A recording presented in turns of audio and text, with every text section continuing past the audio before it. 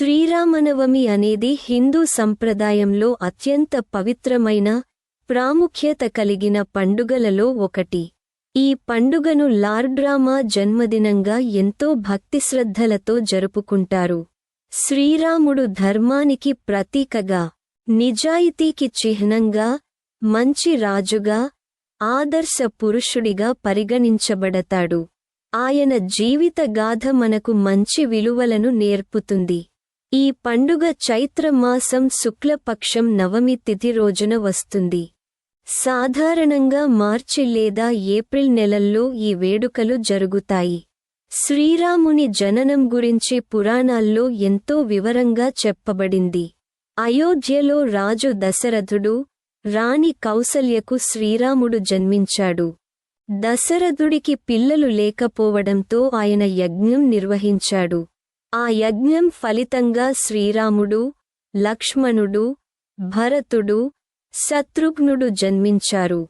వీరిలో శ్రీరాముడు పెద్దవాడు. చిన్నప్పటి నుంచే ఆయన మంచి గుణాలు, వినయం, ధైర్యం కలిగి ఉండేవాడు. గురువుల వద్ద విద్యను అభ్యసించి, శస్త్రవిద్యలో కూడా నైపుణ్యం సంపాదించాడు. శ్రీరాముని జీవితంలో ముఖ్యమైన ఘట్టం సీతా స్వయంవరం.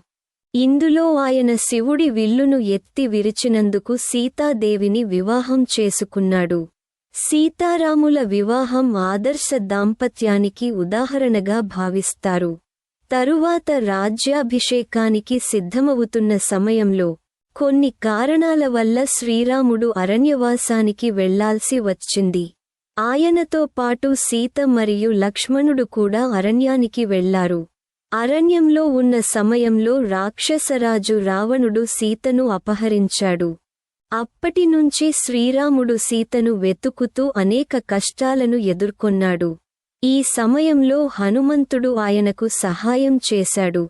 హనుమంతుడు సముద్రాన్ని దాటి లంకకు వెళ్లి సీతను కనుగొన్నాడు.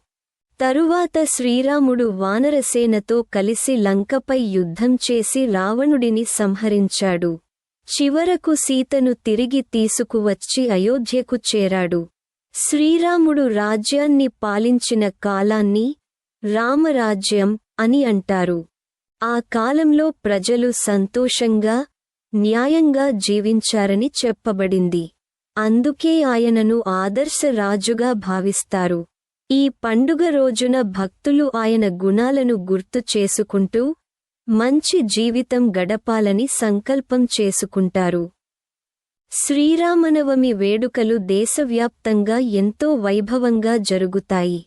దేవాలయాల్లో ప్రత్యేక పూజలు నిర్వహిస్తారు. రామాయణ పారాయణం, భజనలు, కీర్తనలు జరుగుతాయి. కొన్ని ప్రాంతాల్లో సీతారాముల కళ్యాణం కూడా నిర్వహిస్తారు. ఇది ఎంతో ఆధ్యాత్మిక ఆనందాన్ని ఇస్తుంది. భక్తులు పానకం, వడపప్పు వంటి ప్రసాదాలను తయారుచేసి దేవుడికి సమర్పిస్తారు. ఈ పండుగ మనకు చాలా మంచి సందేశాలను ఇస్తుంది. శ్రీరాముడు ఎప్పుడూ ధర్మాన్ని పాటించాడు. పెద్దలను గౌరవించాడు. మాట తప్పలేదు.